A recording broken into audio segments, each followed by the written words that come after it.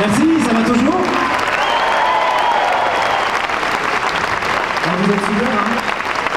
Mais vous chantez super bien. Je me demande juste, est-ce que vous savez aussi bien danser? Bon, restez assis pour l'instant. Quand on monte sur scène, c'est pour faire la fête. Et parfois, la fête, ça ne veut pas dire rigoler tout le temps, hein, mais faire la fête, c'est-à-dire unir nos forces et partager un moment fort ensemble. Et aussi faire la fête, danser. Donc oui, c'est sûr que pour moi, être sur scène, c'est faire la fête. Ça a toujours été comme ça. Je commençais à faire des concerts, j'étais tout petit, j'avais 9 ans avec mon père. Et il m'amenait avec lui en Belgique, en Suisse, en Allemagne. À l'époque, lui, il faisait des concerts et il me demandait, moi petit, de venir jouer avec lui. Évidemment, je n'avais pas forcément le niveau pour, mais c'était pour m'encourager. Et déjà, c'était une fête incroyable de vivre ça. Alors 25 ans, 26 ans, 27 ans plus tard, évidemment, c'est extraordinaire.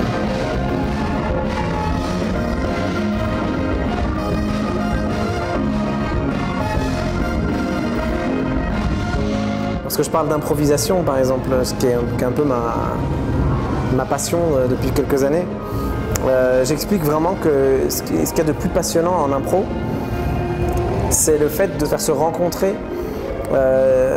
des personnes qui, à la base, n'ont absolument rien à voir l'un avec l'autre artistiquement parlant.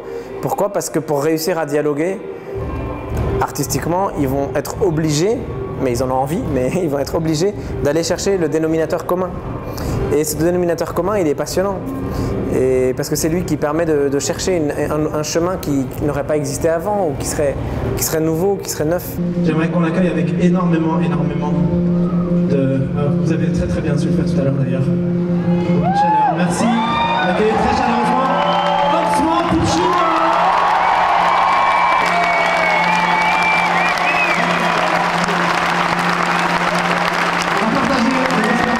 Un plateau comme celui-ci, rap et puis jazz world, je ne sais pas comment on définirait ma musique, mais j'essaie de trouver une manière de le dire, mais je pense que c'est une manière à la fois d'unir deux artistes qui, malgré tout, ont quand même beaucoup de points communs, parce qu'on a travaillé quand même beaucoup ensemble, mais à la fois sont des univers quand même différents.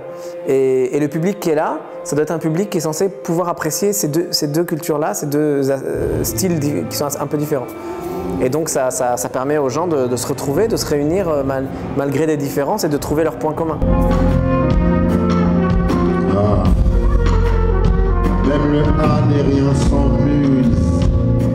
Dans l'eau, un sachet de lettres D, on s'y infuse. La main voyageuse trace un long message, que tes cellules puissent lire le bon massage. Un à un, les muscles se relaxent. 5 minutes, son sel de la relâche.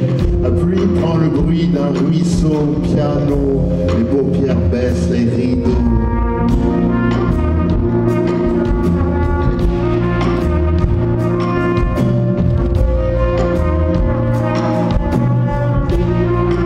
Dans les concerts, quand je regarde le public ou après, quand je vais pour signer des disques ou parler avec les gens, je me rends compte à quel point le public qui vient me voir n'est pas un public ciblé. C'est-à-dire c'est pas un style de personne précis, c'est pas des gens qui aiment le jazz précisément, ou des gens qui n'aiment pas le jazz précisément, ou des jeunes ou des moins jeunes, ou des musiciens ou des trompettistes, tout ça. Non, il y a vraiment de tout, culturellement, au niveau des âges, au niveau des styles musicaux appréciés. Il y a vraiment de tout. C'est un public très familial, très ouvert, très éclectique, de toutes les couleurs, de toutes les religions, de toutes les... Et j'avoue que j'aime bien ça, notamment parce qu'on vit une période justement où il y a de moins en moins la chance de pouvoir réunir des personnes très différentes ensemble pour une raison, pour une cause, pour un moment en tout cas.